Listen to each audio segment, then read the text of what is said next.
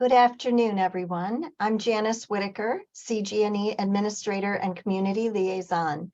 It's my pleasure and privilege to serve as the host of the CGNE Seminar Series. This program is being provided by the Teresa Neese and Helen Diskovich Center of Geriatric Nursing Excellence at the Penn State Ross and Carol Neese College of Nursing, in collaboration with the Office of Outreach and Professional Development, the Center for Nursing Research, and Age-Friendly Care, Pennsylvania. Today's seminar, Exploring Skilled Nursing Facility Nursing Staff Perceptions of Social Context, Stress of Conscious, and Burnout Amid the COVID-19 Pandemic, will be presented by one of our CGNE affiliate PhD students, Logan Sweeder. Before the presentation begins, we do have some disclosures and announcements. The Pennsylvania State University campuses are located on the original homelands of Erie, Haudenosaunee, Lenape, Shawnee, Shoshone, and Wazi nations.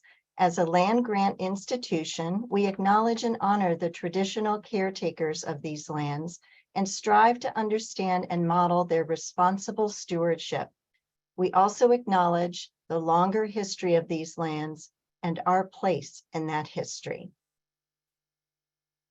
Penn State Ross and Carol Neese College of Nursing is approved with distinction as a provider of nursing continual professional development by the Pennsylvania State Nurses Association, an accredited approver by the American Nurses Credentialing Centers Commission and Accreditation. So nurses with a valid RN license who attend the entire program can earn 1 contact hour. Partial contact hours are not awarded. The topic of this education is non-clinical, and therefore we did not mitigate, identify, or disclose relevant financial relationships. And again, in order to earn the contact hours, attendance is recorded by Zoom in and out times, and we do request that RNs complete the post-event evaluation survey. We also encourage all participants to complete the evaluation, as that gives us really important feedback about the seminar for our planning purposes.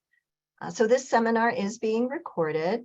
If you have a comment for the speaker or question, you can enter it into the chat feature at the bottom of your screen, or you can raise your hand, and Jenny Rank, who's assisting us today, will be delighted to unmute you so that you can talk aloud. We will be placing the link for the post-event evaluation into the chat towards the end of the session. It will also be emailed to you within 24 hours. So you can choose to complete it whenever it works best for you. But it does need to be completed within a week of the seminar in order to receive contact hours. Nursing Continuing Professional Development certificates will be emailed to RN participants meeting all the requirements within a month of the seminar. And if you have any questions or comments, please feel free to reach out to us at cgne@psu.edu. Thank you. Next, I'd like to introduce Tracy Kephart, another one of our CGNE affiliate students. Tracy has been active with various center events and has served as a nurse educator on the Long-Term Care RISE project. It's my privilege to introduce to you Tracy Kephart, who's going to be introducing our speaker today. Thank you, Janice, and I'm delighted to be here and delighted to introduce Ms. Logan Sweeder as a 5th-year PhD candidate in the Neese College of Nursing at Penn State University. She is currently working to complete the final stages of her dissertation, What Helps the Helpers? Exploring Skilled Nursing Facility Nursing Staff Perception Regarding Burnout, Stress of Conscious, and Social Contact Aimed the COVID-19 Pandemic, under the advisement of Dr. Andrea Silner. Her long-term goals include improving the skilled care environment for both residents and staff and developing interventions which better facilitate nursing staff education, support, and empowerment in skilled care settings. Ms. Logan Sweeder. Thank you so much. And I'll just share my screen. Okay. All right, so hello everyone, my name is Logan and thank you Tracy for that introduction. Today I'll be sharing the preliminary findings from my dissertation study, which involved interviews with 15 skilled nursing facility nursing staff in the state of Pennsylvania who worked during the height of the COVID-19 pandemic. I personally was motivated to do this study because I had insights from both sides of a nursing home window during the pandemic. I worked as a PRN RN supervisor, and I visited my grandfather through a window. And while I saw what was happening to residents during that time, I also saw what was happening to the nursing staff and, who were caring for them so well. And that's what inspired me to design and do the study. And I want to thank the CGNE for their support and for inviting me here to speak today. And I also want to thank my committee, especially my advisor, Dr. Silner, for all of the support and guidance throughout this process. So before I introduce the study, I want to touch on the significance and the theories that I used to design it. And then I'll walk you through how I found each of these concepts before presenting my preliminary results, as well as discussing some of the implications. Again, these are not my final results. These are just preliminary themes in the data so far. And also throughout the presentation, I may use the terms SNF, SNF, and skilled care interchangeably. All of them mean the skilled nursing facility setting, unless I say otherwise. So Dr. Osavala discussed a lot of the ways in which this setting struggled during the pandemic a few weeks ago, but I'm going to discuss and focus more on the experiences of the nursing staff. I know a lot of you are probably familiar with the staffing patterns in SNFs, but for those who aren't, the staffing usually follows this pyramid-shaped model where the RNs are generally in charge of assessments and delegation, the LPNs give medications and treatments, and the CNAs make up most of the staff and are generally the ones working closest with the residents and, to help with their ADLs, so dressing, bathing, feeding, things like that. This model really requires teamwork among all of the nursing job roles, but we don't usually study, one, the different job roles at the same time, or two, how they work together. So I'll point out more gaps in our knowledge as we move through the presentation. Also, research on the frontline hospital workers suggests that they had very high levels of burnout during the pandemic and may face long-term psychological implications. But our understanding of the SNF nursing workforce was limited before the pandemic, and during the pandemic, SNF nurses worked with more resource shortages, higher resident mortality rates, and these constantly changing guidelines from CMS and their facility administrators. The graphic here shows the changes in just the first 6 months. So between now and 2050, the age demographics of this country will shift considerably, and the pandemic proved that our current system is not ready to address the incoming demand for skilled care. So we'll break down each of these bubbles, but first I wanted to give an overview of the theoretical foundations that guided the development of this study. So researchers studying burnout just in general have found that in order to understand where burnout is coming from in a given group, you need to understand their experiences and other relevant common characteristics. When I started reading the literature about burnout in the skilled care setting, I noticed that authors often use various definitions of burnout, which then meant they use different measurement systems. And there are also significant gaps in the literature just surrounding social context and the stress of conscience in SNF nurses, and those are really important in the more generalized burnout research. So I combined these two theories to create this model that guided my study. The first one was the stress in nursing home staff theoretical framework, and that was published by Cohen Mansfield in 1995. And they aimed to create a theoretical foundation that had this list of all the factors that related to stress in SNF nurses. And it's also been used in many aspects of nursing research, but a lot has changed in the almost 30 years since it was published. Burnout was also listed as an outcome in the model, but the concept of burnout was still emerging and wasn't necessarily specific to skilled care nurses when the model was being developed. So burnout theory, the other one, was published by Schaffeli and Greenglass in 2001, and they aimed to create this standardized understanding of burnout as a psychosocial construct.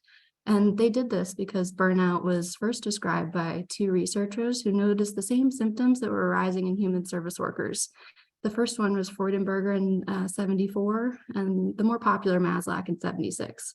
But Schaffelli and Greenglass's theory, they combined these multiple understandings of burnout and concluded that it was a result of these complex interactions happening in an individual's personal, professional, and social lives and responsibilities. In creating this model and my research questions, I merged my review of the current literature with the foundation provided by both of these theories, and we'll be going through each concept in each coming slide. So your social context is really anything that might influence your actions. So say you walk into work one day and you see the state is there doing assessment and all of your coworkers are very focused. You'd probably act differently in that context than if you had walked into an environment where your coworkers were talking, laughing, maybe finishing up breakfast. But the social context includes a lot of different things, and researchers like to break that down further into your personal and professional social context. And I'll talk about these more, but the personal social context usually includes things that are more centered around the individual, while the professional social context is more focused on the workplace. So starting with the personal social context, we know that social support is a protective factor for burnout and SNF nursing staff, but more work is needed to really understand what constitutes social support and how protective it is. And nurse education versus the evolution of skilled care in the US could probably be its own presentation, but SNFs were originally meant to be these low acuity care centers for stable older adults. So they didn't need these highly trained nursing staff to the same extent that hospital settings did. Today, SNF RNs represent under 5% of all RNs, and many carry an associate's degree and are less likely to pursue this extra specialty education or certification compared to their hospital-based counterparts. And these educational disparities also extend into their annual wages, with SNF RNs earning around $9,500 less than RNs working in the hospital. One recent study reported that currently over half of SNF nursing staff hold double or triple duty caregiving roles, with 15% holding caregiving positions in multiple facilities to supplement low wages. But a 2020 study found that 42% of SNF nursing staff still receive some sort of government or community-based financial assistance. And of the half of CNAs who have children at home, 24% are single parents and 25% have children who qualify for reduced or free school lunch. And that's a resource that in many areas was affected by the pandemic. Very few studies examine how shift work influences burnout in SNF nursing staff, and specifically, so that's an area of further study too. So now we'll look at the professional social context. Role conflict and ambiguity are both linked to burnout in US healthcare workers, but also require further study in SNF nursing staff specifically. And workload has also been linked to SNF nursing staff burnout. And one recent study found that SNF nurses were more likely to report burnout when they felt abandoned by their facility administrators. And that's especially important to evaluate after the pandemic because many facilities limited the non-essential staff at the bedside and as a part of their COVID precautions. And those duties then often fell to the nursing staff. And the current literature often references staffing as an important facility resource that affects other staff, but that also includes basic care resources like PPE. During the pandemic, a lot of SNFs struggled to maintain those resources for their frontline staff. For example, the average price of a single disposable gown, like that one, went from 25 cents in January 2020 to $7 in August 2020 once the pandemic was at its surge. That's a 28-fold increase in just 8 months. Also, SNF nurse staffing recommendations have not changed since 1987, and they allow facilities to determine their own nurse to resident ratios. In Pennsylvania, the law requires a minimum of 1 nursing staff employee for every 20 residents, and that totals a totaling 2.7 hours of direct nursing care daily for each resident. The good news is in July 2024, that will be upgraded to 3.2 hours. The bad news is a recent study found that 2/3 of SNFs almost never complied with CMS recommended RN staffing levels, according to resident medical acuity from 2017 to 2018. During the pandemic, a team of Wisconsin journalists published SNF nursing staff stories about struggling to meet residents' basic needs while administrators continued to admit new residents. And that facility was never cited for insufficient staff, but rather for ignoring nursing staff complaints about the dangerously low staffing levels. The most common things written about facility context are listed here, and I'll just sort of quickly summarize. In general, nonprofit SNFs are less common in the US, but tend to be of higher quality than for-profit SNFs. SNFs in rural areas tended to have less resources, less educational opportunities, and worse COVID-19 outcomes than those in urban settings.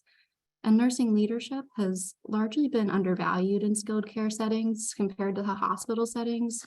SNF RNs often adopt a managerial role in these settings with no extra specialty education other than their nursing curriculum. And finally, gaps in the literature exist when it comes to the connections between SNF nursing staff burnout and the resident care quality. So zooming out, all of these factors are covered in this part of the model. As you can see, these factors also have links to the COVID-19 pandemic, which we touched on a bit, and they're also linked to our next concept, stress of conscience. So stress of conscience is a situation where you feel something is morally wrong, but you don't feel you're able to do anything about it. One example I used while talking to my participants was I had them imagine they were caring for a 95-year-old resident with a terminal cancer diagnosis who has recently stopped eating. The resident's family wants to insert a feeding tube and maintain their full code status. The medical director tries to educate them about the resident's quality of life, but ultimately proceeds as the family wants to. It's not always end-of-life issues, but skilled care settings often lack the ethics committees that hospitals use to inform these decisions. So these situations can occur and they really trouble the staff. The limited work that has studied stress of conscience and the SNF nursing staff point to 3 commonly associated concepts: communication, time pressure, and the work environment. So SNF nursing staff often facilitate conversations between residents, family members, and other providers to provide that high quality resident care. In general, negative communication patterns are linked to higher stress of conscience in staff. And several studies have found that nurses who express the need to disregard their conscience to accomplish tasks before the end of their shift are more likely to report burnout and stress of conscience. And the average nurse to resident ratio in a US SNF is 1:37 and 1:27 during an 8-hour day shift for RNs and LPNs respectively. The average CNA to resident ratio is 1:9, but that's influenced by states like New Jersey and California who have mandated minimum staffing for CNAs. And very few studies have looked at the skilled care work environment for connections to stress of conscience in nurses. But in 2019, the first study to qualitatively explore nurses' perceptions of their conscience found that they use it quite often in the workplace to make decisions, but more work is needed in this setting specifically. So zooming out again, we've now covered the background for stress of conscience and social context with some of the COVID-19 pandemic sprinkled in. That leaves burnout. Burnout has a lot of definitions, but burnout theory describes burnout as this process. You're going to work each day and you're confronting these unfixable problems, and everyone manages that a little bit differently. But eventually people get tired, and most of them have some combination of physical, mental, or emotional exhaustion after being exposed to these chronic stressors. And I think that that contributes to the difficulty that researchers have when they're trying to measure burnout prevalence and outcomes, especially if a workforce is not well understood by the measurers or the decision makers. In skilled care, staff work together closely and as a team, but the nursing staff are rarely studied simultaneously when it comes to burnout, and most research focuses on those licensed staff. But the few studies that have examined burnout among the different job roles have suggested that licensed staff may be burning out for different reasons than unlicensed staff. During the pandemic, this workforce was caring for a patient population that is largely composed of older adults with some form of cognitive or physical impairment who are vulnerable to the virus. Studies in healthcare workers that cared for COVID-19 positive patients found that they're more likely to report psychological stress than those who didn't. And several studies also warned about the possibility that these workers could experience long-term psychological trauma as a result of their work experiences. But researchers still don't really fully understand those relationships between the SNF nursing staff burnout and concepts like stress of conscience and social context. And in order to better address burnout, we need to develop a theory-based approach. And in order to do that, we need to understand their experiences and work environment. And from my conversations so far, they agree. This picture is from September, and it shows workers from 14 different PA SNFs on strike. And they cited issues like risking their lives to work during a pandemic and not getting anything in return, poor conditions for residents, and accountability for the $600 million of taxpayer money given to SNFs early in the pandemic. So I'll give a brief overview of my methods. I used a qualitative narrative inquiry design, and I developed an interview guide that was tailored to my population of interest. And I used a stratified, purposive, and snowball sampling strategy by posting study advertisements on social media sites. Shout out to Darlene and Janice for helping. These ads and other participants helped me connect with people, and then I sent them a short survey, which just confirmed that they met the eligibility requirements. Once I saw that they completed a survey in REDCap and they were eligible, I set up the Zoom interview. And during the interview, I asked participants questions from my interview guide, which was also uploaded into REDCap. And interviews took anywhere from 30 minutes to an hour, depending on how much participants wanted to share. And I audio recorded each interview, and then later created de-identified transcripts. So I wiped all of the identifying participant information out of the transcripts. And the final transcripts were then uploaded into Max QDA, where my advisor and I are still working to refine the overall themes. So this is a basic demographic snapshot of my sample. As you can see, my participants ranged in age from 26 to 62 and were mostly female. Over half of my participants had at least one child under 18 living in their household, and my sample was pretty close to the population demographic estimates for those variables. However, my sample was not very racially diverse, which isn't consistent with population estimates. Most identified as white or Caucasian, but I did interview participants who identified as African American and multiracial. I also had a very educated sample compared to the general estimates for this workforce, as over half had at least a bachelor's degree. So DONs had a lot going on during this time, but their support was still really important to the nursing staff. The first quote here speaks to the idea that the staff wanted DONs to be aware of what was happening on the floor. And the second is recounting just the amount of nursing turnover in one facility during the pandemic.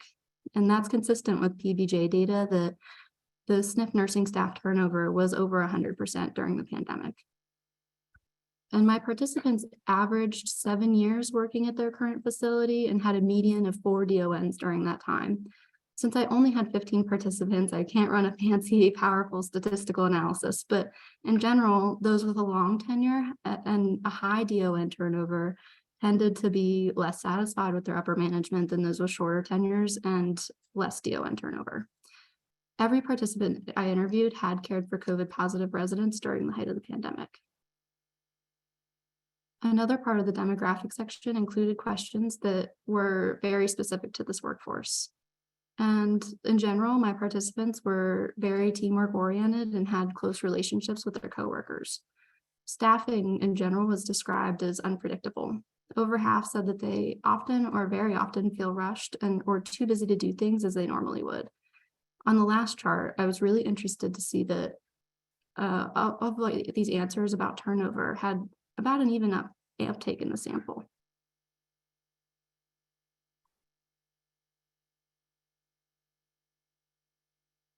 Oh, yeah, sorry, DON refers to Director of Nursing.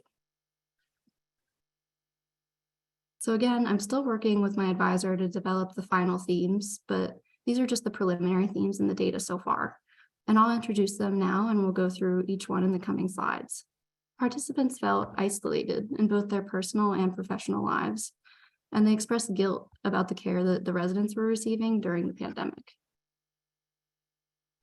These fed into themes that arose throughout the interviews, which were adopting other roles, experiencing mental health issues, and trying to separate work life from home life. So participants described feeling personally isolated from their families, friends, and communities. As participant 1 said, it's like,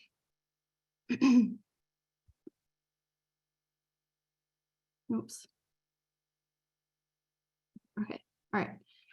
As participant 1 said, you didn't want to hang out with anybody because if they had COVID, you're going to have COVID.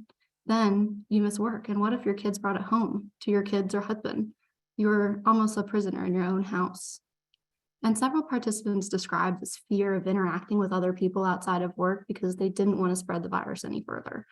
On another level, they found it really difficult to talk about the things that they witnessed at work with other people. The second quote here is an RN whose relationship with her mom was strained to the point where they did not speak for 2 years. All right, so we're going to move on. They also describe feeling isolated from work aside from other nurses on their set or unit. Several participants brought up that they didn't feel management noticed or appreciated their efforts to ensure that residents got the best care possible during the pandemic. As participant 5 said here, it's like, hey, thanks for working through COVID. You don't get anything extra. Oh, and we can't give you your raise this year because we're giving out $15,000 sign-on bonuses. Also, when COVID first happened, facilities were trying to stop the spread and only wanted to expose the essential workers. But this contributed even more to nursing staff feeling isolated, even during their breaks.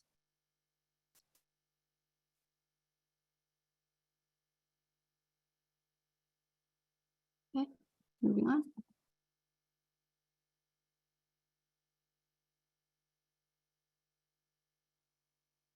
Nearly every participant described feeling guilty about resident care at some point in their interview.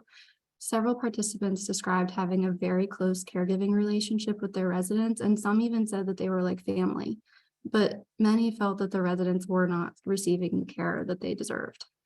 The first participant here is talking about a fatal medication error that they didn't do, but coworkers of theirs did and did get terminated for.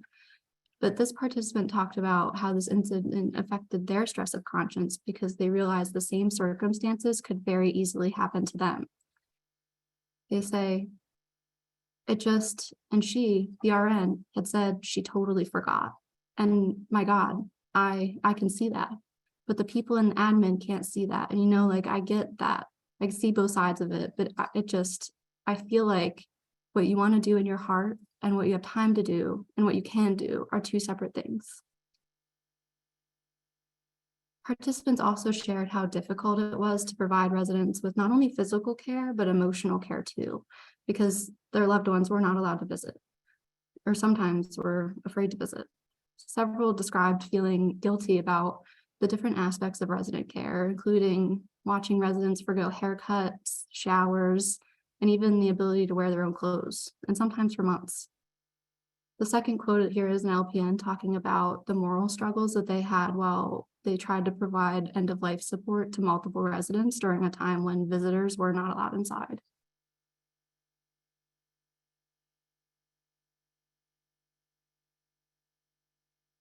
All right, we're going to move on. Out of the 15 participants, 2 said that they had been offered antidepressant medication by their doctor for what they described as work-related burnout. And this first quote here is one of them. They say, so this might sound stupid, and maybe not. I wound up going on an antidepressant to help with managing, some of the burnout as far as personally. Several participants said that they felt their burnout impacted their personal lives and energy levels outside of work. And others described not being able to do anything besides the bare minimum to sustain life once they got home because they were so tired. The second quote here is from a CNA who said that she needed a change after working during the pandemic, but felt they couldn't manage anything else in addition to the current job. And they ended up quitting shortly after our interview. All right, we're going to move on. Participants also said that they took on additional roles both in their personal and professional lives. Professionally, almost every participant said they took on an additional nursing job role during periods of short staffing. Many also were tasked with jobs that would normally fall to another department, and participants said they took residents' meal orders, delivered food trays, cleaned rooms, and did laundry in addition to their official duties. Most of the RNs, like participant 12, said that they frequently put off their own duties to help relieve the other floor staff. So they said, I would go into work and I would not want to look at the schedule because I just didn't want to see how many holes there were and know where the holes were because, if the holes were CNAs, then I was going to be a CNA for the day, in addition to doing my RN supervisor position. For my participants, this happened in their personal lives too. Some described challenges in caring for their aging parents while keeping them safe from the virus. Several also had school-age children and would have to transition into parenting and teaching roles upon arriving home, as participant 26 here is mentioning here. 26 is a single parent and said that while they tried their best, they felt their kids fell behind after not having access to their typical resources. All right, we're going to move on. The most common thing participants said when I asked what helped them manage their experiences with burnout was something along the lines of, I always try to leave work at work and home at home. Several even described taking 30 minutes to themselves when they got home to do everything from shower, reflect, or de-stress so that they could achieve that separation and be present in their personal lives. And participant 3 said it best here. I would tell my family, like, listen, when I get off work, I just need 20 minutes to kind of de-stress, like on the way home. I would try and keep a good balance and shut off, like when I'm done it with work, leave it at work. You can't bring it home. And they go on to say that working during the COVID pandemic felt like living on another planet. It seemed like those that managed their burnout the best were really good at achieving and maintaining that separation. But like participant 7 is talking about in the second quote here, after a while that became more and more difficult for some people.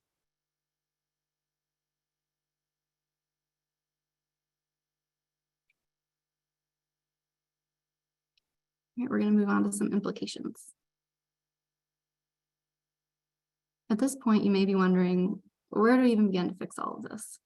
As of 2018, the employee level data collected annually by CMS-funded facilities became publicly available. So that allows researchers to examine SNF, RN, LPN, and CNA data. The first one to do so is cited here, and that's a really good read. Meanwhile, the National Academies of Sciences, Engineering, and Medicine released a report which describes burnout and healthcare worker burnout as a public health crisis. And just this week, the Biden administration called for SNFs to provide more transparency about their ownership models, but experts have already come out to say that's a start, but it isn't enough. So more attention is being brought to these issues, but we need to spread awareness to continue to catalyze the actual improvement. Right now, CMS is also looking into what mandated minimum staffing would look like in various SNF settings. And states like California are looking into a special certification program for SNF medical directors that will allow us to better organize and track those directors and their influence on facilities.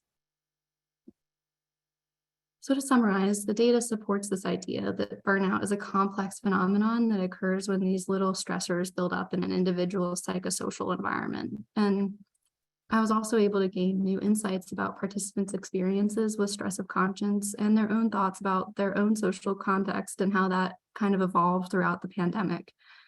I'm still working with my advisor to tease out the final conclusions, but the pandemic exposed weaknesses in our current system that need to be addressed. I wasn't able to help my participants with their burnout or the associated concepts, but many said that they felt better in knowing that they were not alone. One even said, "So I'm not a terrible person for thinking this." And I hope that in part, this work will help others to know that they are not alone either. After the completion of this project and my degree, I'd like to continue disseminating this work and investigating ways to better support this workforce.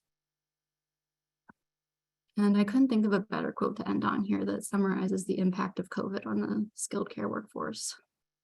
Thank you so much for listening. I would love to hear all of your thoughts and answer any questions that you may have.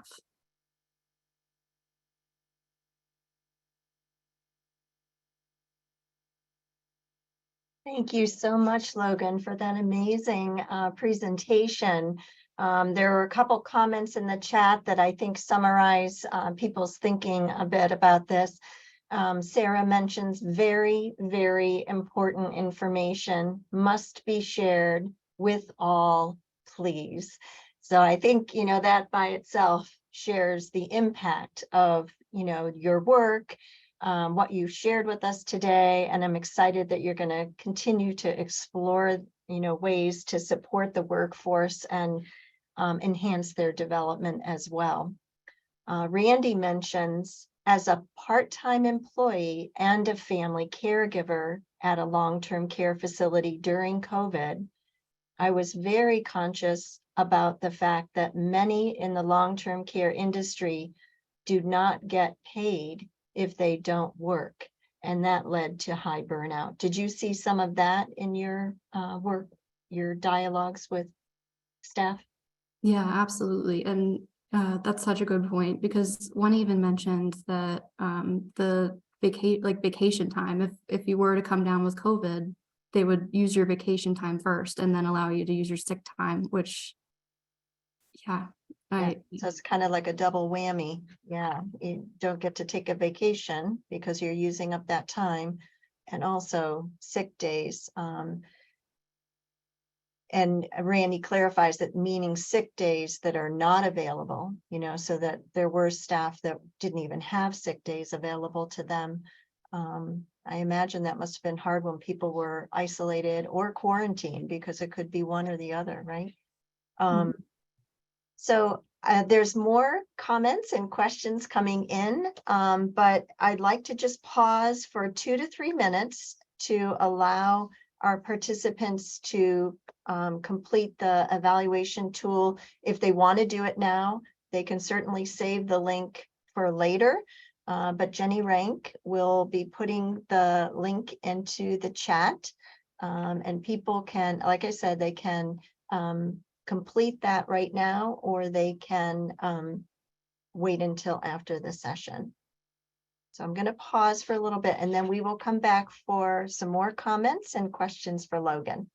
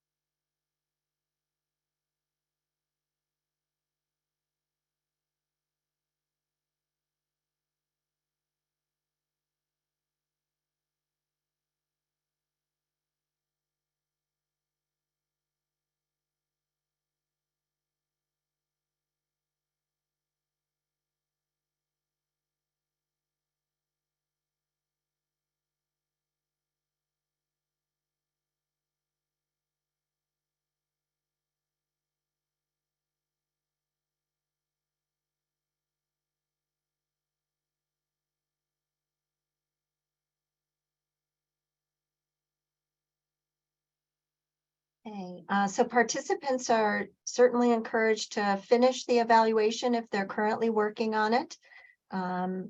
If they have questions or comments, please feel free to put them into the chat feature, or you can raise your hand and Jenny will unmute you and you can share your thoughts and questions aloud.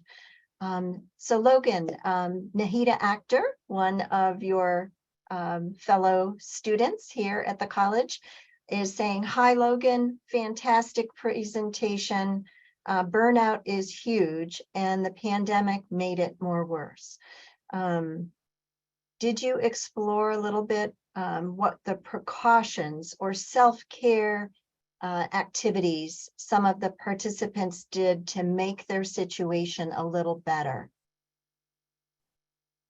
Yes, yeah, that was a part of one of the questions I asked was like, how do you manage that? And that most of them said, I was kind of surprised to hear most of them say, I take 30 minutes ish, and I do something to help me just achieve that separation. And for different people, that was different things. They viewed a lot of them during the pandemic felt the need to come home, and they would, for lack of a better term, strip off all of their uniform and hop right in the shower, because they were very concerned about contaminating their homes or families.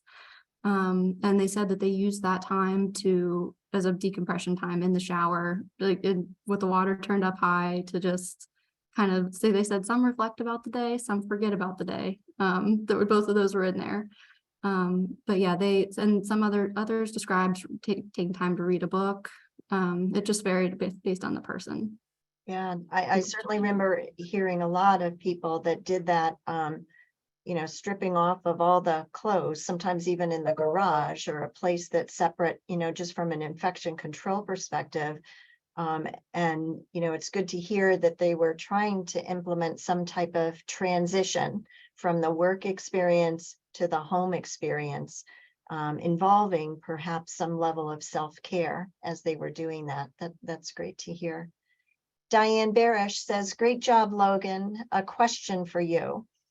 What, if anything, did you do for yourself to take care of yourself and decompress and de-stress while conducting these interviews, and analyzing the data where people are talking about, tough situations, to help you separate as a human being from feeling as an RN and a human while you were analyzing all of this information. And then she also says, do you have any suggestions for other students who may want to conduct research on topics that could be emotionally challenging? So a little self-care as a researcher. What did you do for yourself? Yeah, no, that's such a good question, and something I found myself kind of tweaking throughout the study as I interviewed more people. I didn't initially think that I knew that the information would be emotional and challenging, but I guess I didn't envision how emotional and challenging until I actually started collecting data. I think that, and I was so grateful that my participants were willing to share as much as they did. I feel responsible to get their voices out there. But so taking care of I actually ended up following their advice and kind of taking their, so I would block off a couple of minutes for myself after doing these interviews to kind of process what had just happened. And I had a journal that I would write down just how I was feeling. And for the separating myself, I took a step back from the clinical field because I at some point realized I can't remain unbiased. And so that was my way of remaining unbiased, is taking a step back and just from clinical practice. Because at the time you were working in a long-term care facility as an RN supervisor on a per diem basis, right? Yes. Mm-hmm. So, but that probably was good for your study, that you kind of separated those emotions, those experiences as a nurse yourself, to analyzing, the interviews that you were conducting. Mm-hmm. Yes, definitely. And I think that experience helped me to form the questions and all of that. But yeah, while during actual data collection, I couldn't work. Was there anything in particular, Maureen is asking, was there anything in particular that impacted you the most from your experience with the participants? I think the amount to which they really cared for the residents touched me a lot. They described them as being like family. And, they also described this really, the challenge of, having to do that, both the physical care and emotional care, knowing that these residents weren't having those same social interactions. And I was really inspired by each of my participants and just how they were able to manage all of that. Yeah, and that is very inspirational. I think that is why, people do love the work they do in long-term care, because it is really about the older adults and the relationships that are built. And I think sometimes that's a unique aspect of geriatric nursing in a long-term care setting. Thank you for sharing that.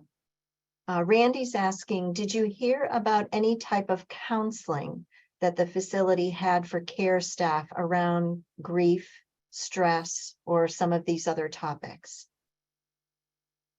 I didn't hear any of my participants mention any sort of like official facility counseling.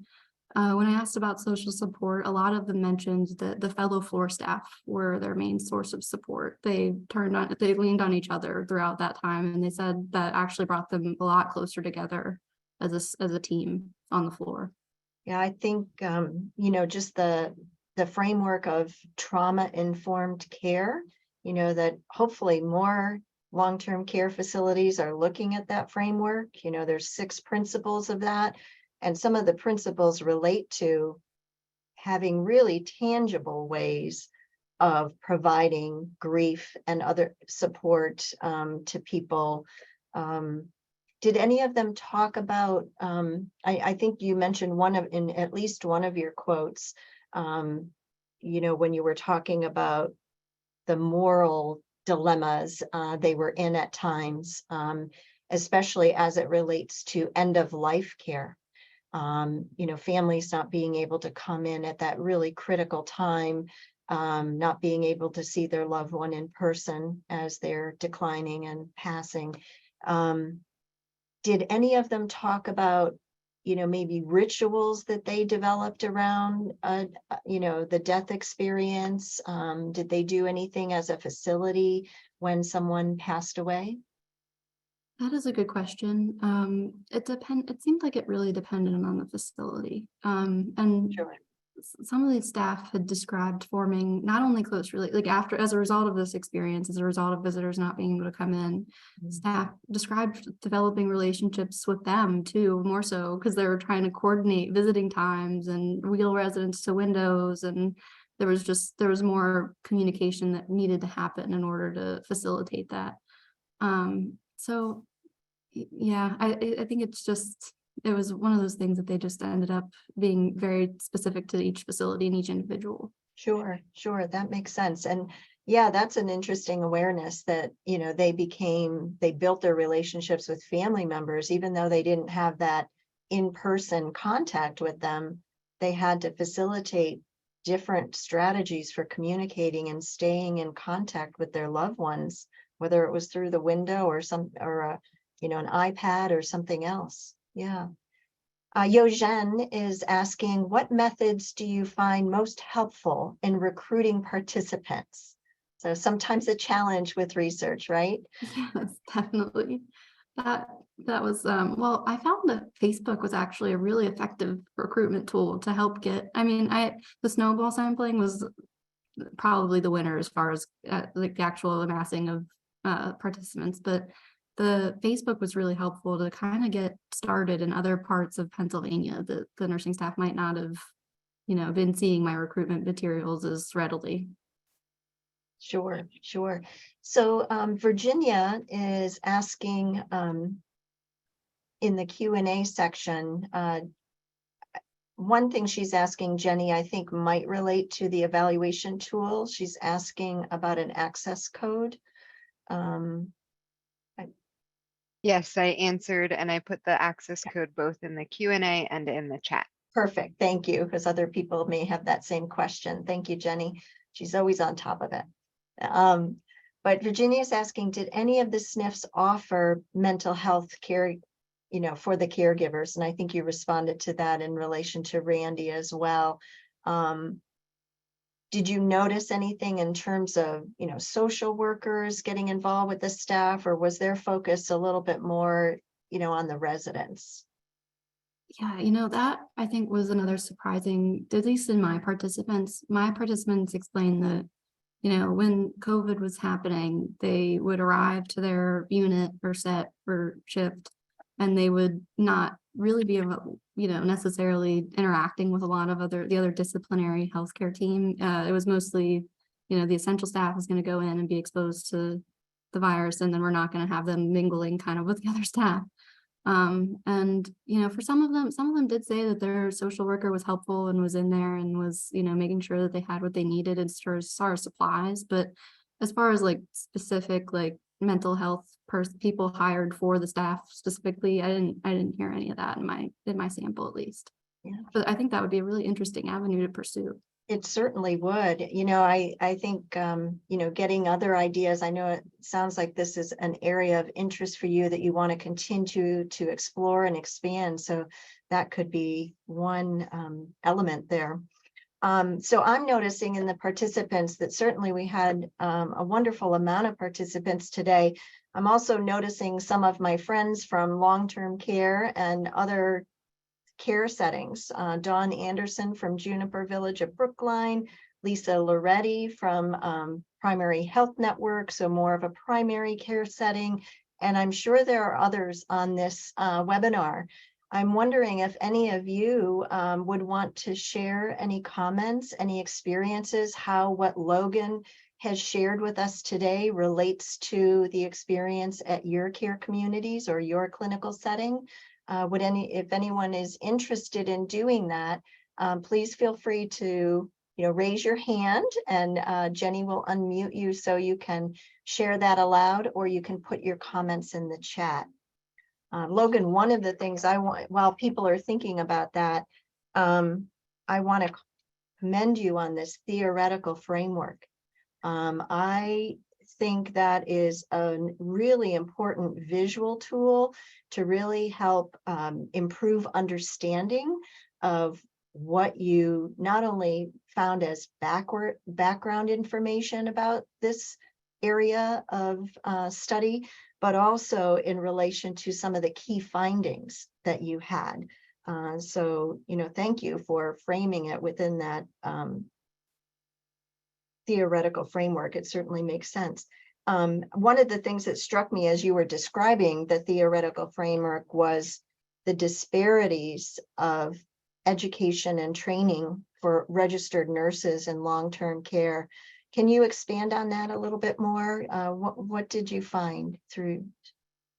Do you mean like for leadership activities specifically, or Yeah, just? well, I think it was more in relation to, some of their education, what their background and their training, how they were prepared to provide their role in a long-term care setting.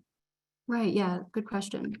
So most of the ones population estimates say that most RNs working in the long-term care settings have the 2-year associate degree. But for my sample, that was a little bit different. I think it's probably because I put it down on social media and, all that stuff. But So more of your RNs had a BSN, is that what you're saying? yeah. Mhm. Okay, gotcha. And I think that others described having other degrees though in other areas of nurse and then became nurses later. It just depended on the participant, I think. But yeah, and then they also described, what I found interesting was that a lot of them mentioned that their continuing educations or regular in-services that they had were altered in some way. Some were moved online, most were moved online to some sort of computer format, where they used to have these like all day in-service days where they would get paid, they would come in, they would all learn together. But then that had to also quickly adjust during the pandemic. And some of them described being very far behind on their trainings and being kind of uneasy about that. But there was just no time other than, they didn't have that scheduled slot for it. So it, fell on the wayside a little bit. Right. Well, and I know, having been a former DON myself, it wasn't okay for staff to do trainings outside of their work hours because technically, with, workforce laws and regulations, they needed to be paid for that education and training. So it's really a dilemma. They have to keep up with it for their licensure, but yet they don't always have time during the shift, to get that accomplished. If you had to, I love the idea that you're, wanting to continue to support the workforce in this area, as well as find ways to, better develop and prepare the long-term care workforce. If you had to kind of pick your top 3 areas that you would love to see addressed, whether it's through, laws or policy or, some type of advocacy, what would you pick? Yeah, that's such a great question. Thinking back to my participants, the number one thing that just kept coming up was staffing, because they would describe, if the staffing was off, if somebody came in and tested positive, it was really difficult for them at that point to fill that shift. And then, the staff that did arrive had to really fill in those work holes because the residents needed care. And that was really stressful for staff because they also didn't know what their day would look like, as opposed to normally it's this very routine thing. Everybody had kind of a schedule and set routine, but during the pandemic, every single day was different on top of learning all these new things. So I think that mandated minimum staffing would be a major priority. And not only based on, like numbers, but also medical acuity and what's, all of those things. I think that would be a priority, as well as just making sure that these workers can go on vacation and not, be paid. That was another big thing that they had mentioned. And I think another thing that might help all those things is offering some sort of bonus. Several of them mentioned some sort of bonus of, if you don't call out this many days, you have, extra, something along those lines, I think would be great. There were a lot of different my first position as an RN supervisor, as a graduate nurse, we had a benefit that was, you got 12, just as an example, 12 sick days, basically one a month. And if you didn't take them at the holiday time, you got that as a bonus. So, it could be something as simple as that. But to also see that discrepancy where they said they didn't have the money for raises, but because they were using the money as for sign-on bonuses. I mean, that's tough too, is you want to, have incentives for new hires, to boost your staffing levels. At the same time, it impacted the current staff by not giving them raises. So, very difficult situations. And I don't know, if you, Logan, have had the opportunity to work when, your staffing level is at 2.7, where you're hovering around that 2.7, which is the regulatory guidance at this time. But that's, in my mind, that's not a good place to be, right? Yeah, and that's something else that they had echoed too, was they said something along the lines of, I know these residents are paying so much money for this care and it doesn't feel like they're getting what they deserve or what they paid for. And, the guilt of that. And that was something else that was really troubling throughout the interviews. But it was different. Yeah, that theme, I think, and that observation that you had, that seemed to be, the major theme was that they had this desire and this passion to provide the highest quality of care, which was what drives people to work in geriatrics, yeah. I think that's a great segue. We have Dawn Anderson from Juniper Village. She raised her hand. Okay, thank you, Jenny. So Dawn, if you would like to provide some insight. Yes, I can. Can you hear me? Yes. Okay. So Logan, I really appreciate your talk. It does, everything is very point on. The one thing that I would like to express that also causes a lot of stress and anxiety is the Department of Health regulations and the guidance that we're given, which is not very clear. A lot of times it's very vague, and then we have to interpret those guidance or those PA HONs. We have to interpret what we're supposed to do and then defend ourselves when they come make a visit. So that causes a lot of stress and a lot of anxiety for me, but also for everyone else, because, people will make good points, like we have a COVID outbreak, but we can't isolate everyone, even though we feel that it could spread, but we can't isolate them because they are asymptomatic and they've tested negative. But then we know in a couple of days they're going to test positive. So from the medical point, we know that we should be doing that, but from the Department of Health and the resident rates, we can't do that. So a lot of times that causes a lot of stress and anxiety for us, because we just don't know really what they want, because it's very open-ended. Yeah, thank you, Dawn. That's such a good point. And I said this before, I feel like I could redo this whole study and just focus on the administrators and the nursing, because I'm sure that it seemed like they had their own set of challenges going on, but in a different way. Yeah, so thank you so much for that point. Thank you. Yeah, one of the quotes that popped up for me was, the perception by a staff member that, the DON or, other administrative leadership are in their offices. And I think they had a sense that they were busy, but yet feeling that need to have them, help with direct care. And, Dawn shares the example of why they might be busy in their office, trying to keep up with the ever-changing regulatory guidance throughout the pandemic that, really challenged people to interpret and update policies and get that out in terms of education of the staff. So thank you, Dawn, for sharing those insights. I think that was incredibly valuable.